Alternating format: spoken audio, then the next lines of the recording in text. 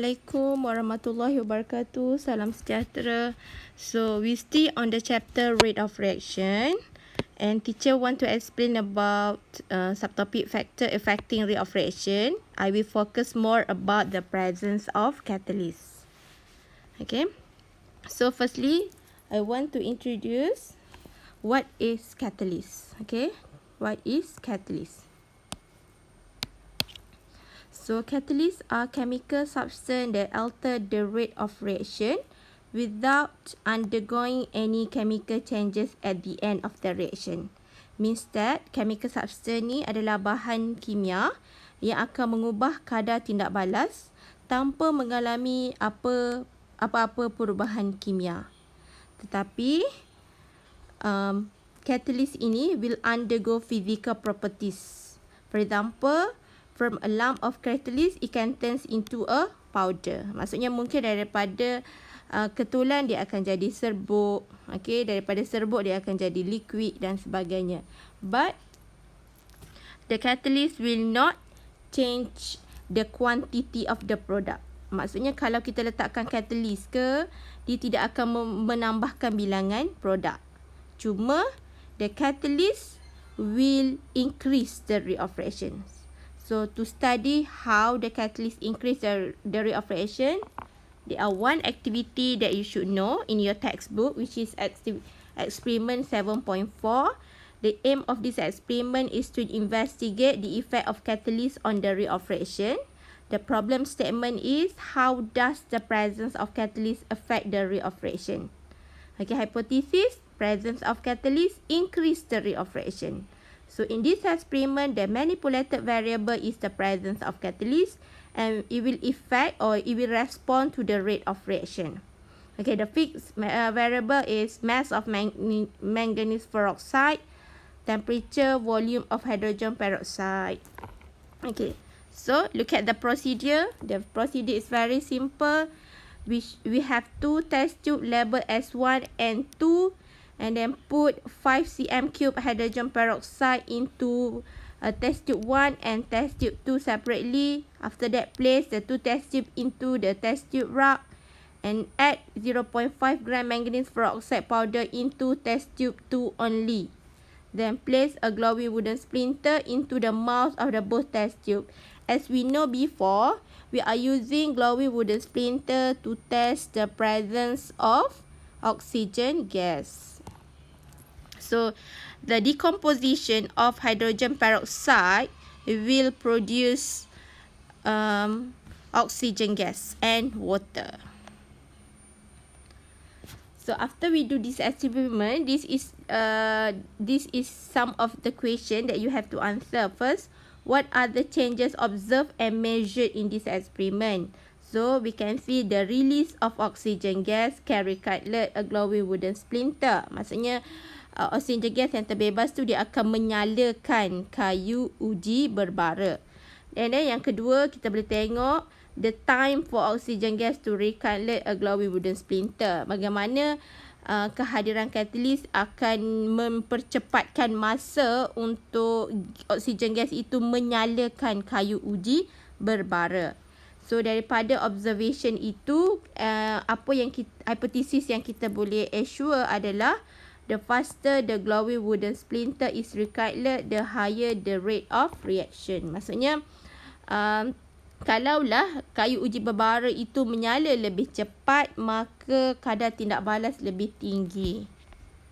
Okay, so seterusnya, teacher akan kaitkan bagaimana catalyst ini memberi kesan kepada kadar tindak balas, rate of reaction. So, ini adalah beberapa poin penting. Lepas ni, teacher akan detail up lagi.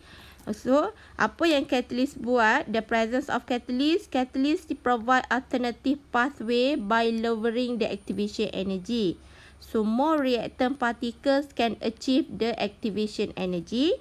And the frequency of effective collision between the particle increase, the rate of reaction increase.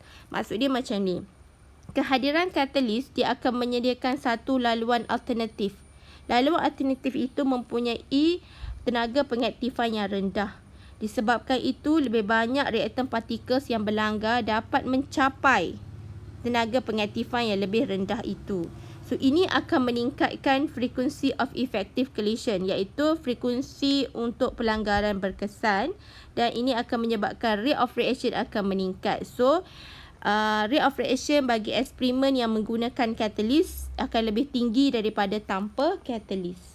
So, seterusnya, teacher akan tunjukkan bagaimana catalyst, kehadiran catalyst dia akan menyediakan satu laluan alternatif. Okey.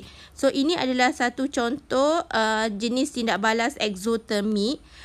This is adalah energy level diagram yang mana di sini adalah aras tenaga bagi reaktan dan ini adalah aras tenaga bagi produk. So ini adalah laluan yang perlu dilalui oleh reaktan sebelum bertukar menjadi produk. Kalau kita perasan, activation energy ni diukur daripada aras reaktan sampai ke puncak. Aras tenaga sampai ke puncak ni. Okey, kalau without catalyst, dia punya activation energy lebih tinggi.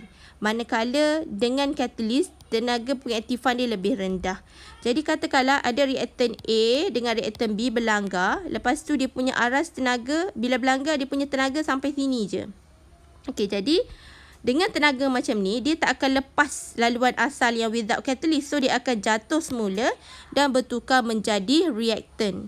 Manakala, kalau dia lalu laluan yang with catalyst, dengan tenaganya yang lebih tinggi daripada activation energy ni, maka reaktan particles tadi dia akan berjaya mengatasi activation energy dan bertukar menjadi produk. So, ini akan meningkatkan lebih banyak bilangan produk apabila melalui jalan with catalyst yang mempunyai tenaga pengaktifan yang lebih rendah itu. Begitu juga dengan tindak balas untuk endotermik. Kalau kita perasan, aras tenaga reaktan dekat sini. Okay, so activation energy adalah daripada aras tenaga reaktan sampai ke puncak. Jadi kalau without catalyst, dia punya activation energy dia lebih tinggi. Kalau with catalyst, dia punya activation energy dia lebih rendah.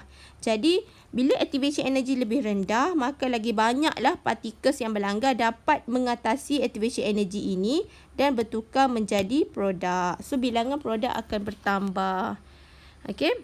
Dan dalam masa yang singkat lah. Ini adalah contoh daripada aktiviti 7.4 tu teacher keluarkan untuk teacher terangkan secara detail pula. Contohnya eksperimen 1 dia hanya masukkan 5 cm3 hydrogen peroxide sahaja. Eksperimen 2 tadi dia ada 5 cm3 hydrogen peroxide dan juga manganese peroxide powder yang kita tahu dia bertindak sebagai catalyst.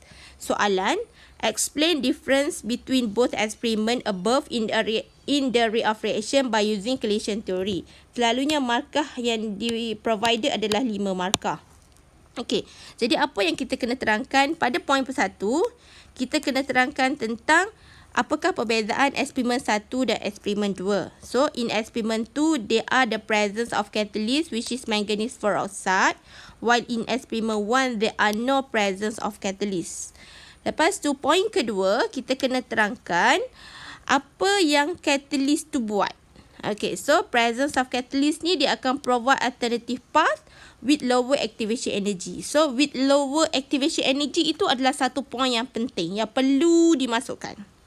Poin ketiga, apabila alternative path itu mempunyai activation energy yang lebih rendah, ini akan menyebabkan more colliding particles able to achieve the lower activation energy. So, lagi banyaklah partikel-partikels yang berlanggar, more colliding particles ataupun more reacting particles pun boleh kat sini. Reacting particles able to achieve the lower activation energy.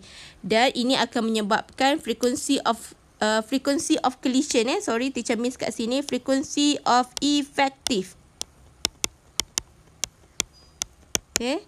Frequency of effective collision between hydrogen peroxide molecule in experiment 2 is higher than experiment 1. So, kalau untuk factor catalyst, kita tak perlu sebut frequency of collision. Kita terus sebut frequency of effective collision between reacting particles dia adalah hydrogen peroxide molecule.